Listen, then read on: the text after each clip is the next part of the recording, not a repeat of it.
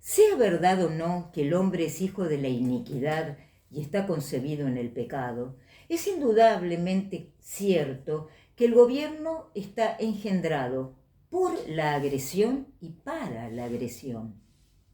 En pequeñas sociedades no desarrolladas, en las que durante siglos ha existido una completa paz, nada parecido existe a lo que nosotros llamamos gobierno.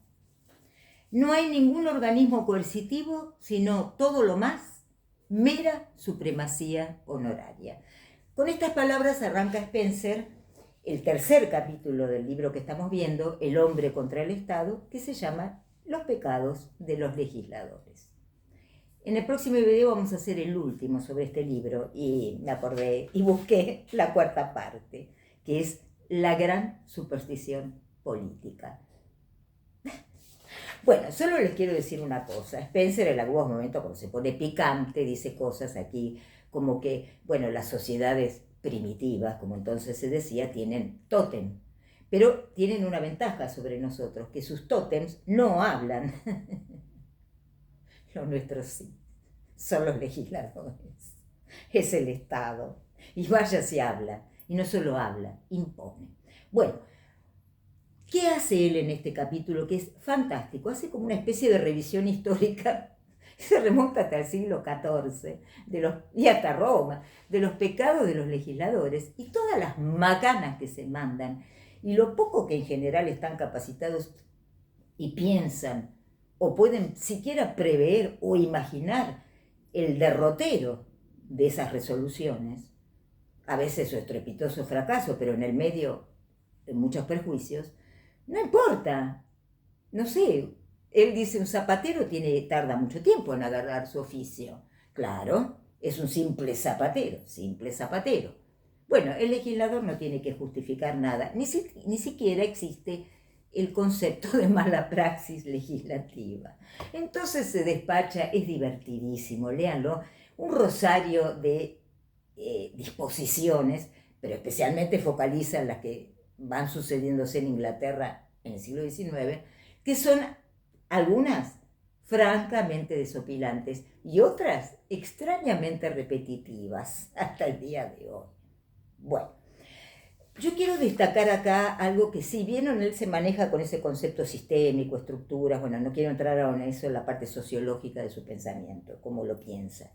Pero bueno, él es uno de los grandes, o el primero que habló de estructuras sociales y demás. Bueno, pero acá yo quiero destacar algo interesante, antes de entrar a algunos pecados divertidos y medio siniestros de los legisladores.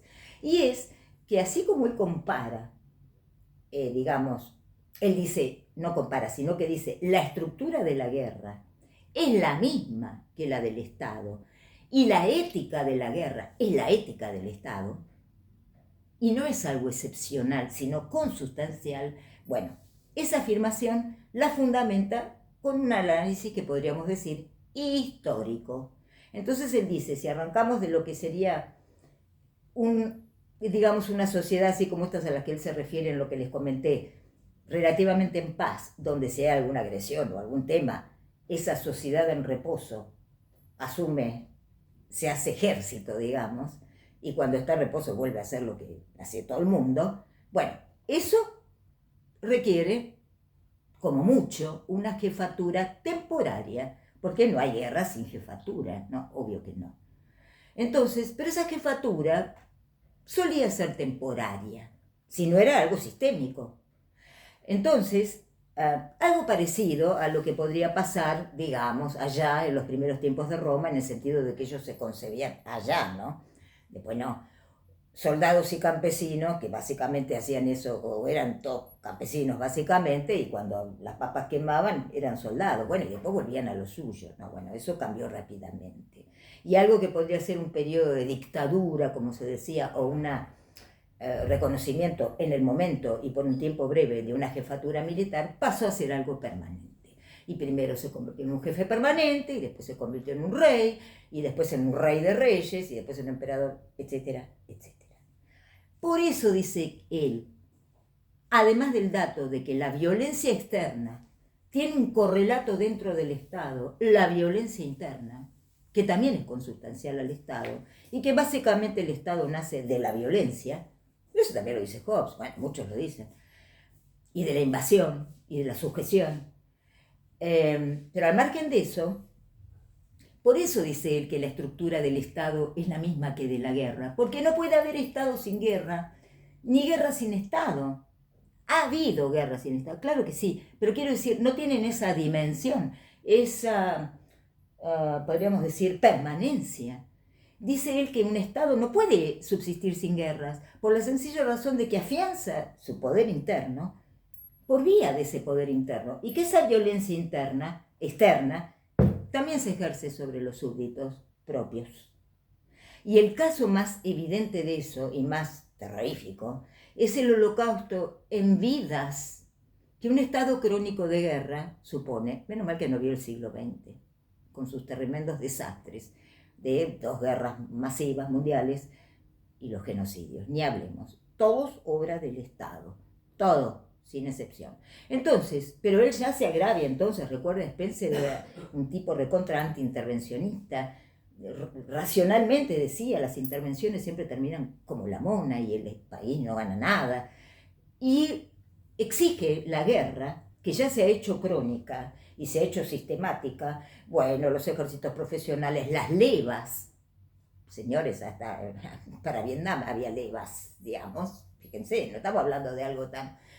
Y la ofrenda que en vidas, sí o sí, dan principalmente los campesinos y los trabajadores, o sea, la vida de sus hijos, a veces de todos sus hijos, a veces de 2 o 1 de ellos, generación tras generación, además del sufrimiento que implica para la población civil y que ya lo implicaba entonces, porque no se trataban de esa guerra más de señores, digamos, sino de cuestiones masivas, y pone el gran ejemplo de Napoleón. Su delirio, dice Spencer, costó millones de vidas de seres humanos movilizados por el Estado. No quiero ni pensar lo que hubiera dicho el siglo XX. Bueno, ese es el gran crimen estatal, la guerra, y la ética del Estado es la ética de la guerra, y no hay una cosa sin la otra. Y el otro es, por supuesto, los genocidios. No vamos a entrar ahora en detalles escabrosos, tenemos los 2 grandes y prototípicos, no únicos, genocidios del siglo XX, el armenio y la Shoah, y todos los genocidios son y serán y han sido obra del Estado. Bueno, vamos a los pecados de los legisladores. ¿Cuáles son esos pecados? No me hago cargo de nada, porque básicamente un legislador no tiene que responder por nada, no existe ni siquiera el concepto de mala praxis, de que aprenda de sus materias, ay, si tenemos ejemplos de eso, de que sepa de algo, de que nada, más allá de que pueda haber grandes legisladores, por supuesto, pero agarra la manía de que todo se puede solucionar por la intervención estatal. Él se remonta bien. Me hace acordar mucho a Alberdi en el punto donde es genial cuando él habla de la organización rentística, los impuestos que menciona que son desopilantes y son absurdos. Bueno, pero el Estado los impone. Bueno, él hace una historia parecida, pero del siglo XIII.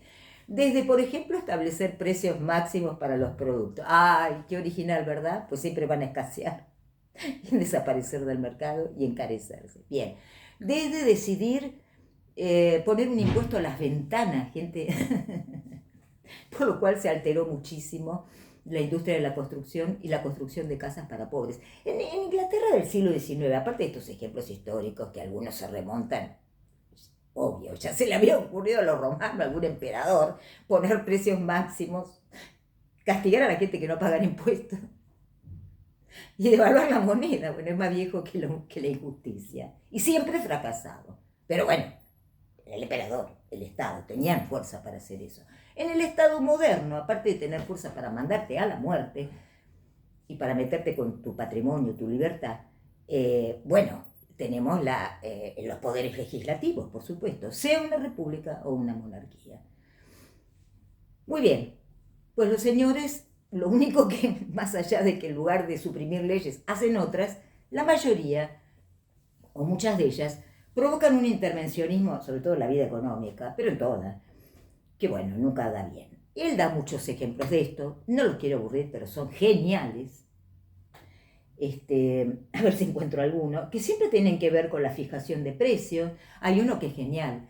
Ya estamos en el siglo XIX, se armó una comisión creo que de control, por ejemplo, de la calidad del transporte.